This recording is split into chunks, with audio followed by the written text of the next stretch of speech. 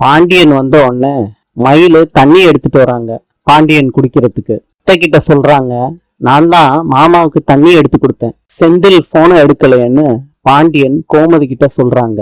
அதுக்கு கோமதி எனக்கு தெரியாதுன்னு சொல்றாங்க. அப்ப மயிலு சொல்றாங்க, மீனா போட்டோ அனுப்புனத நாங்க பார்த்தோம்னு சொல்றாங்க.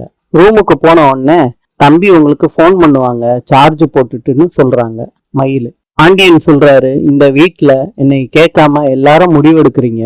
மயிலு தான் டியூஷன் எடுத்ததும் சொன்னா, செந்தில் விஷயத்தையும் மயிலு தான் எனக்கு சொன்னான். கோமதிய புடிச்சு திட்டுறாரு பாண்டியன். வடிவேலு சொல்றாரு சரவணன் கிட்ட, இந்த பொண்ணுக்கு எதுவும் தெரியல, எல்லாத்தையும் சொல்லி கொடுறா சரவணா அப்படின்னு சொல்றாங்க வடிவேலு.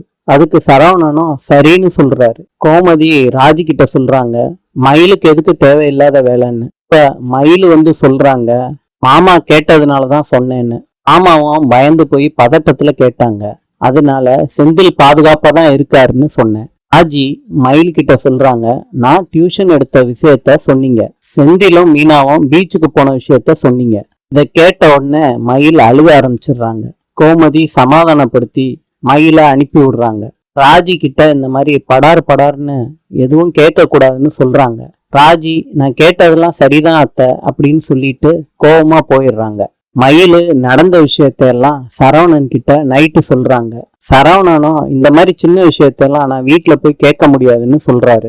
சாப்பிடவான்னு கூப்பிடுறாரு, மயில் வரமாட்டேறாங்க. பாண்டியன் கூப்பிடுறாரு, வேகமா சாப்பிடுறாங்க மயிலு.